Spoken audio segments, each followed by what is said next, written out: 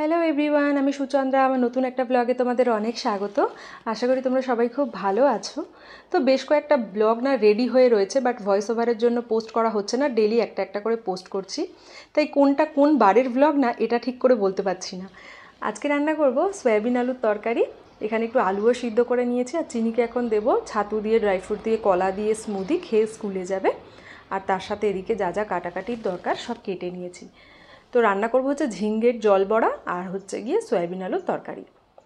আর একটা কথা বলি, আমার এমনি মানে যখনই ব্লগে চিনির ছাতু বা রাগিটা শেয়ার করি, অনেকেই জিজ্ঞাসা করো কী কোম্পানির ছাতু বা রাগি খায়। তো এর আগেও অনেকবার দেখিয়েছি, যাই হোক যেহেতু ডেলি কেউ না কেউ নতুন থাকো তাই একবার দেখিয়ে দিলাম। যেটা হচ্ছে 24 মান্ত্রা অর্গানিকের, ভীষণই ভালো একটা কোম্পানি আর গ্লুটেন ফ্রি। এটা বিগ বাস্কেট থেকে নিয়ে থাকি আমি। এটারই ছাতু নিই, এটারই রাগি ফ্লাওয়ারটা নিয়ে থাকি। এবারে হায়দ্রাবাদে না কিছু অফলাইন স্টোর আছে যেখানে ছাতু পাওয়া যায়, আর যদি অনলাইন নিতে চাও তাহলে কিন্তু বিগ বাস্কেট, অ্যামাজন, ফ্লিপকার্টে ট্রাই করতে পারো। আমি ম্যাক্সিমাম সময় বিগ বাস্কেটের থেকেই নিয়ে থাকি। আরও অন্যান্য সাইটগুলোতেও আছে, জিও মার্টে আছে, ব্লিঙ্কিটে আছে, বাট বিগ বাস্কেট থেকে নিয়ে থাকি। আর অনেকেই জিজ্ঞাসা করো আমাকে হায়দ্রাবাদের ছাতু কোথা থেকে পাই, তো ভালো একবার বলে দিই। আর আজকে ডিটক্স ওয়াটার বানাবো না, তাই জন্য একটু চিয়া সিড ভিজিয়ে রাখলাম, লেবু অ্যাড করে খেয়ে নেবো। তো চিনি রানি রেডি টেডি হয়ে যাচ্ছে পাপার সাথে স্কুলে। আর ওদিকে দাকসাদের দরজাটা খোলা রয়েছে, স্মাইলি মনে হয় দাকসাদের ঘরে আছে। ও ওদেরকে দেখে দেখো বারবার ভিতরে ঢুকে যাচ্ছে স্মাইলিকে বাই করার জন্য। আর এদিকে আর হাতে আজকে একদম কম টাইম, উঠেছে একটু দেরি করে। স্কুলে যাওয়ার আর 5 মিনিট বাকি আছে, যদিও স্কুটিতে যাবে তো 5 মিনিটে পৌঁছেই যাবে, একদমই বাড়ির কাছেই স্কুলটা। তো সন্দীপ চিনিকে দিতে গেছে, আমি এদিকে সন্দীপের জন্য ব্রেকফাস্ট প্রিপেয়ার করছি। সন্দীপ আজকে খাবে দই দিয়ে, চিড়ে দিয়ে, আর একটু বিট নুন অ্যাড করে দিলাম, তার সাথে একটা তড়কা লাগিয়ে দিয়েছি। বাট বাদামটা না একটু পুড়ে গেছে গো, তাড়াহুড়োতে একসাথে অনেকগুলো কাজ করি তো একটু পুড়ে গেছে। খোসাগুলো পুড়েছে, ভিতরে কিন্তু কোনো অসুবিধা হয়েছিল না।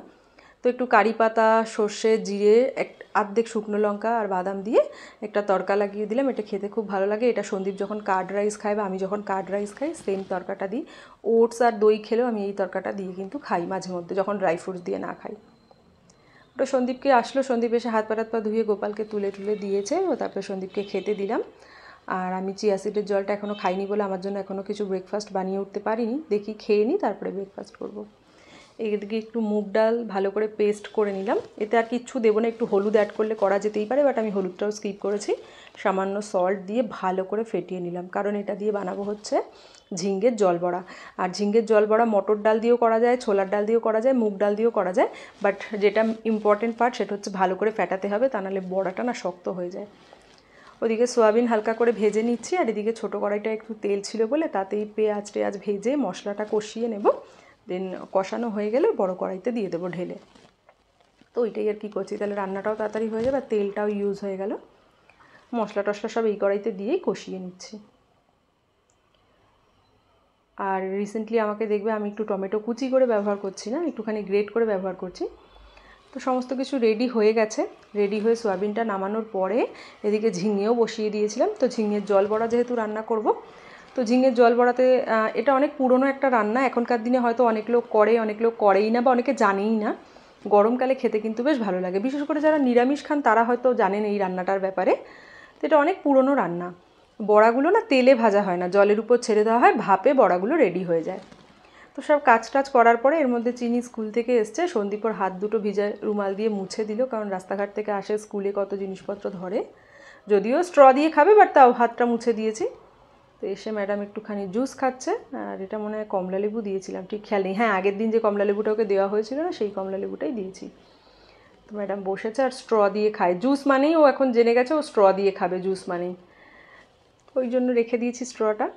তারপরে চিনিকে স্নান টান করিয়ে দিয়েছি, কিছুক্ষণ খেলেছে, তারপরে স্নান টান করিয়ে দিয়েছি। এখন দেখো বই নিয়ে বসে একা একা ওই দেখছে, নিজে নিজেই বলছে এ ফর কি, বি ফর কি সব বলছে।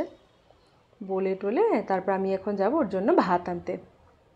তো ম্যাডাম সোয়াবিন খাবে, তো ম্যাডামকে সোয়াবিনটাই ম্যাক্সিমাম দেবো। বাট ঘরে যাই রান্না করি না কেন, সেটা যদি খুব ঝাল বা খুব বেশি রিচ কিছু না হয়, সেটা চিনিকে সবসময় একটু হলেও দেওয়ার চেষ্টা করি। তাতে কি হবে না, ও সমস্ত খাবার বেশ ভালো টেস্ট বার্ড মানে গ্রো করবে, সমস্ত কিছু খেতে শিখে যাবে। তো ওকে তো সবসময়ই তাই করি, নতুন বলে না, যবের থেকে মোটামুটি আমাদের ফুড দেওয়া শুরু করেছি তবে থেকে তাই করি। তো ওই জন্য ওকে ঝিঙের ঝোলটাও দিচ্ছি, বাট অল্প দিয়েছি, কারণ ও সোয়াবিনটা খেতে ভালোবাসে, তো ও সোয়াবিন দিয়েই বেশিটা খেয়ে নেবে। তো ম্যাডামকে খাইয়ে দাইয়ে দিয়ে সন্দীপের চলছিল মিটিং। সন্দীপ যেখানে বসে কাজ করছে ওখানেই ওর ভাত টাত দিয়ে এসেছি, কত আর দেরি করবে, প্রায় 2:45 বাজে। আমারও এটাই থালা, আর এইরকম ছোট্ট থালায় গুছিয়ে নিয়ে খেতে বেশ ভালোই লাগে। তো সেই সামনে যে দাকসারা আছে না, ওরা মানে এটা ঘরে বানিয়েছে, তাই দিয়ে গেছে আমাদেরকে একটা। তো এটাকে একটু টিফিন বক্সে ভরে রেখে দিই, বিকালে যখন সন্ধেবেলায় যখন চা খাবো তখন খাবো। তারপরে গিয়ে শুয়েছিলাম জানো তো। আর 2-3 দিন আগে না একটা ইয়ে নিয়েছিলাম, অ্যাভোকাডো নিয়েছিলাম বিগ বাস্কেট থেকে। তো একটু তখন শক্ত ছিল বলে রেখে দিয়েছিলাম, আজকে নরম হয়ে গেছে, ভাবলাম চিনিকে দিই। তো গোটা অ্যাভোকাডোটা চিনি খেতে পারবে না, প্লাস সাথে একটা চিনির জন্য কলাও নিয়েছি। তো এই অর্ধেক অ্যাভোকাডো চিনি খাবে আর অর্ধেক অ্যাভোকাডো আমি খাবো। আমাদের ঘরে যখনই অ্যাভোকাডো, এখন তো আনা হয় না, সত্যি কথা বলতে আমি জব ছাড়ার পরে এই সমস্ত বিলাসিতা এখন বন্ধই রেখেছি। তো মাঝে মধ্যে যখন আনা হয় তখন কি করি বলো তো, হয় আমি সন্দীপ খেলে অ্যাভোকাডো টোস্ট খাই, আর চিনিকে দিলে না একটা ডিপ বানিয়ে দিই। ওই অ্যাভোকাডোটাকে ম্যাশ করে অল্প ব্ল্যাক সল্ট, ব্ল্যাক পেপার, একটু লেবুর রস, পেঁয়াজ, টমেটো কুচি দিয়ে একটা ডিপ বানিয়ে দিই, ওটা খেয়ে নেয়। আদারওয়াইজ দেখো এখন কলা খাবে, তো ওই জন্য ভাবলাম যে ওইটার উপরে একটু বিট নুন ছড়িয়ে দিই, বাকিটা কলা দিয়ে খেয়ে নেবে। তো ও অর্ধেক খেয়েছিল, আমি অর্ধেক খেয়েছিলাম, আর ও কলাটা খেয়েছিল। ওর বিকালে টিফিন হয়ে গেল।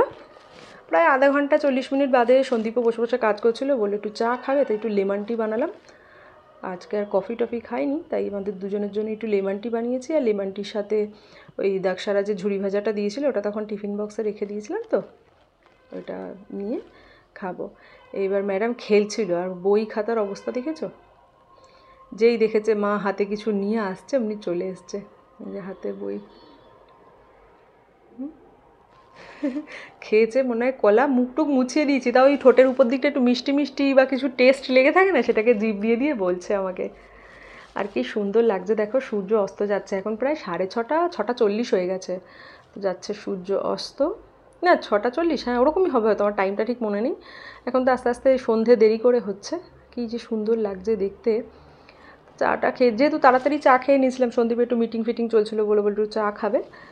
তারপরে গীতু ওরা এসেছিল আমাদের ঘরে খেলতে, আবার সন্দীপ এইখানে এসে বসে কাজ করছে, কারণ আমি একটা কাজ করতে যাবো। আমি কী করবো বলো তো, সন্ধ্যাটা দিয়ে না চিনির ওয়ার্ড্রোবটা গোছাতে যাব। তো সন্দীপ হল ঘরে থাকবে, চিনিকে দেখবে, আমি দরজাটা দিয়ে গোছাবো, তা নাহলে না চিনি গোছাতে দেবে না।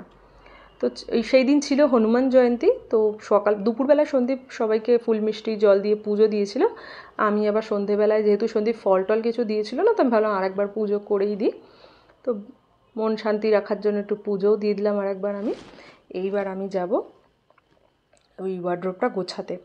বাট তার আগে একটু কাজ করি, চিনি পরের দিন সকালে না একটু মাখানা নিয়ে যাবে, চিনিকে দুধ খাওয়ানো হয়ে গেছে, টিফিনে একটু মাখানা নিয়ে যাবে, ওটাকে একটু ড্রাই রোস্ট করে টিফিন বক্সে রেখে দেবো। ঠান্ডাটা মানে গরম থেকে ঠান্ডা হয়ে গেলে তারপরে টিফিন বক্সটা আটকে ব্যাগে ভরে দেবো। সকালবেলায় উঠে বানিয়ে দেওয়াই যায়, কেউ তো সকালে একটু তাড়াহুড়ো হয়ে যায়, তো আর একটু ভালো করে ঠান্ডা না হলে টিফিন বক্সের ঢাকনাটা আটকালে ভিতরে না কেমন জল জল টাইপের হয়ে যাবে। তো ওই জন্য আমি যেদিন মাখানা দিই আগের দিনই করে টিফিন বক্সে, মানে এয়ারটাইট কন্টেনারে দিই, তো ওকে টিফিন বক্সে দিয়ে দিই। দুধ খাওয়া হয়নি, সরি, দুধটা গরম করে রেখেছিলাম, এই যে এখন দুধ খাওয়াবো, খাইয়ে আমি যাব ওয়ার্ড্রোব গোছাতে। তো প্রায় 1.5-2 ঘন্টার মতন লেগেছে। ওয়ার্ড্রোবের ওপরটাও একদম পুরো একদম অগোছালো হয়ে গেছিলো, সেগুলো গোছালাম, ধুলো পরিষ্কার করলাম, ওয়ার্ড্রোব সুন্দর করে গোছালাম। আর অনেক জামাকাপড় বাদ দেওয়ার ছিল, সেগুলোকে বাদ দিয়ে একটা ব্যাগে রাখলাম। ওই এখানে মাঝে মাঝে গাড়ি আসে ট্রাস্টের থেকে, বাচ্চাদের জামাকাপড় বড়দের জামাকাপড় নেয়, তো তখন দিয়ে দেবো। তো সব পরপর গুছিয়ে টুছিয়ে রেখেছি, জিন্স, টপ, জামা, নাইট স্যুট, এখন তো আর নাইট স্যুট লাগছে না, তো ওই সমস্ত কিছু গুছিয়ে টুছিয়ে রেখে দিয়েছি। এদিকে শীতের জামা কাপড়গুলো একটা প্লাস্টিকে ভরে রেখেছি, কারণ এই ওয়ার্ড্রোবগুলোতে না ভিতরে না হলে ধুলো টুলো পড়তে পারে, ওই জন্য এগুলো তো ওরকম লক না। আর এই কয়েকটা জামা কাপড় বের করলাম, এগুলো ওয়াশ করতে রাখবো। তো ম্যাডাম আমার খেলছে, আর দুষ্টুমি দেখবে, এনে ওই কি ডাইসগুলো আছে না, ওই ডাইসগুলো এনে এনে দেখো এখানে ফেলে দিচ্ছে। আর দিয়ে আমি বকা দিয়েছি, প্রথমে হাততালি দিচ্ছিলো, বকা দিয়েছি বলে নিজে শু শু করছে, বলি না যেমন ওটা। আর হনুমান জয়ন্তী ছিল বলে দেখো রাস্তা দিয়ে পজিশন যাচ্ছে, আর কি সুন্দর লাগছিল। আর আমাকে হাত ধরে এনে ম্যাডাম দাঁড় করিয়ে রেখেছে, ও দেখবে বলে কোলে উঠে দাঁড়িয়ে রয়েছে জানো। আর দেখো কি সুন্দর লাগছে, খুব জোরে জোরে মাইক বাজছিল জানো তো, মানে হয়তো বুঝতেই পারছো দেখে যে কত জোরে জোরে আর কি যাচ্ছিলো সেলিব্রেট করতে করতে, বাট দেখতে ভীষণ ভালো লাগছিল।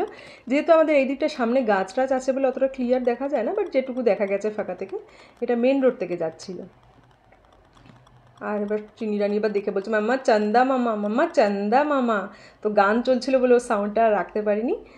যাই হোক, এবার আর ব্লগটাকে বেশি বড় করব না, ব্লগটা এবার শেষ করি, আবার তোমাদের সাথে নতুন ব্লগে দেখা হবে। তোমরা সবাই খুব ভালো থেকো।